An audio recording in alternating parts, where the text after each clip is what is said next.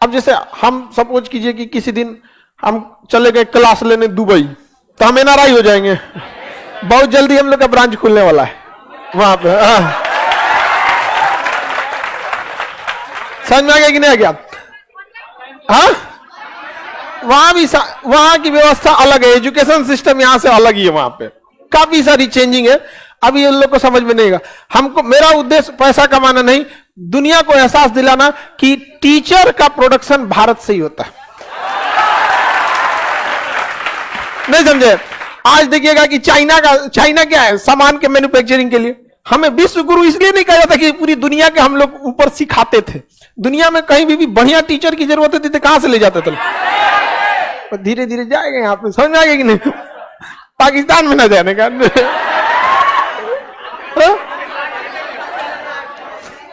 भारत में 55 लाख से ज्यादा लोग विदेशों में काम कर रहे होते हैं, और भारत में उनको भारत के लोग तरजीह नहीं देते हैं, जबकि वो लोग इतना महान काम करते हैं, विदेशों में काम करते हैं, वहां पे वर्क करेंगे, वहां का खाना खाएंगे, वहां के गवर्नमेंट के हिसाब से अपना जीवन यापन करेंगे, वहीं पे मेहनत मजदूरी करेंगे और पैसा भेज देंगे भारत। भारत ने उनको क्या दिया? कुछ नहीं। एक राजदूत बैठा है, कुछ कैसे नहीं, 13 लाख फौज खड़ी है इधर, एक को कुछ करके तो देखे। नहीं समझ में आ गया? ऐसा नहीं कि आप देश के लिए कुछ कीजिएगा तो देश आपके लिए नहीं करेगा, लेकिन हां, वैसे लोगों को सैल्यूट जो गुमनाम रहकर की देश को बचाते हैं। 1998 में जब परमाणु परीक्षण हुआ था तो अमेरिका ने हमारी कमर तोड़ करके रख दिया था। कोई भी देश भारत से व्यापार न करे। भारत की इकोनॉमी चौपट हो गई, पैसे आना जाना बंद हो गया। रूस के साथ भी तो यही है, लेकिन रूस के साथ एक प्लस पॉइंट है, यूरोप वाले गैस कहां से खरीदेंगे, पेट्रोलियम कहां से खरीदेंगे? रूस। दूसरा, उनके पास कोई रास्ता ही नहीं है, तो रूस बच गया किसके बदौलत?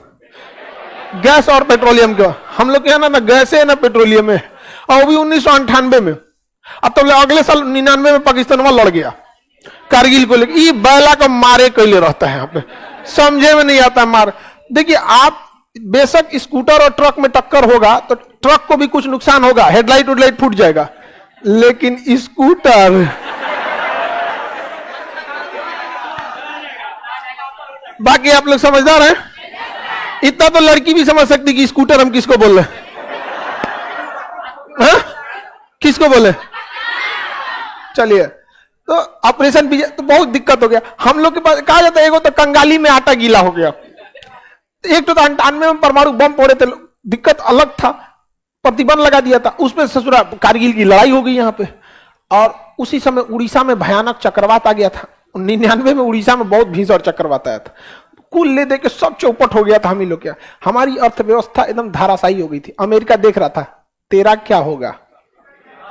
भारत के बारे में कहा तुम्हारा कोई नहीं बचा सकता, अर्थव्यवस्था इतनी बुरी तरह गिरेगी नहीं समझ। लेकिन यह है गल्फ कंट्री, तुर्की, Syria, Lebanon, Iraq, Iran, Saudi Arab, Yemen, Oman, मिस्र, लीबिया, सूडान, ये जितना एरिया है, लीबिया, यूरोप, यहां पे भारतीय काम कर रहे थे और वो यहां जाके बसे थे एनआरआई के रूप में। किस रूप में? एनआरआई के रूप में, नॉन रेसिडेंशियल इंडिया। आप ये लोग 2 साल पे एक बार आते हैं या 1.5 साल पे, 2-3 महीने की छुट्टी पे आते हैं।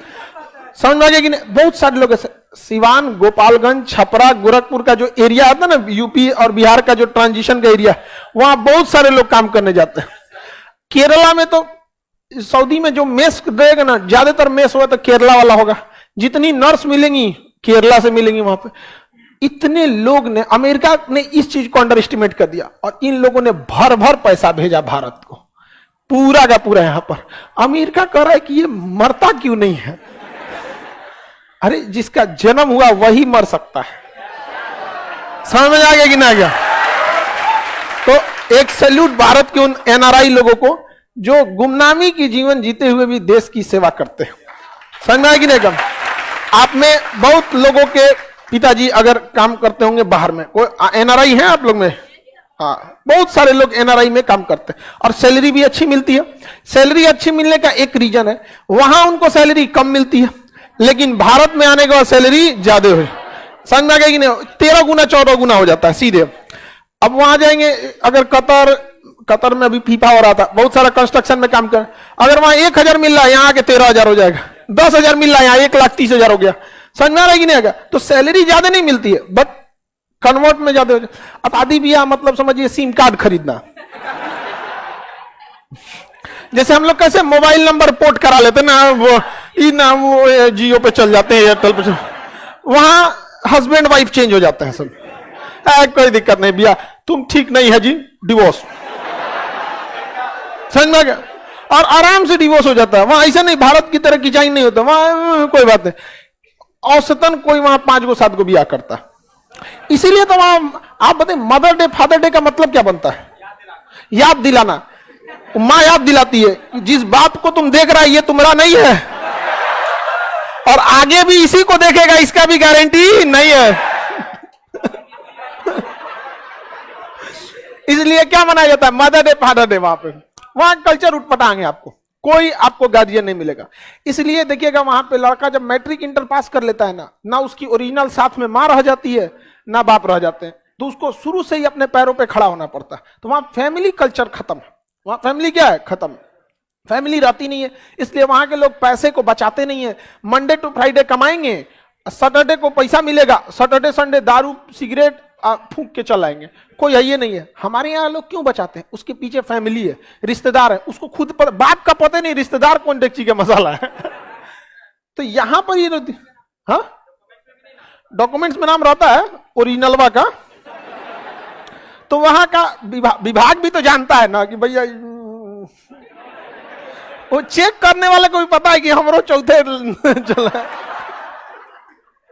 एनआरआई लोग भारत में आएंगे तो उन्हें कोई दिक्कत नहीं होगा। जैसे आपके चाचा बाबा गांव के लोग आते हैं काम करने, कोई दिक्कत नहीं होता। उनके वोट डालने के लिए अभी भी भारत में प्रॉपर व्यवस्था नहीं है। हालांकि वो प्रॉक्सी वोट डाल सकते हैं, प्रॉक्सी वोट डाल सकते हैं, लेकिन उन्हें वोट डालने की प्रॉपर व्यवस्था रहनी चाहिए।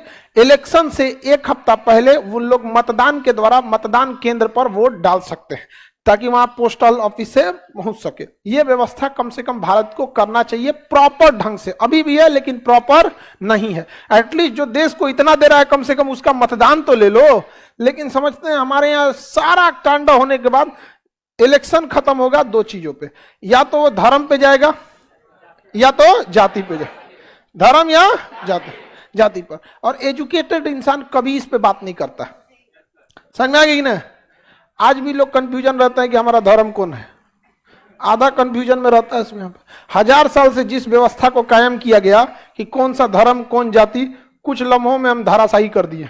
आज परेशान है लोग, हमारा जाति पता नहीं चलता है किसी को। एक चीज पता चलता है कि हाँ भाई इंडियन है।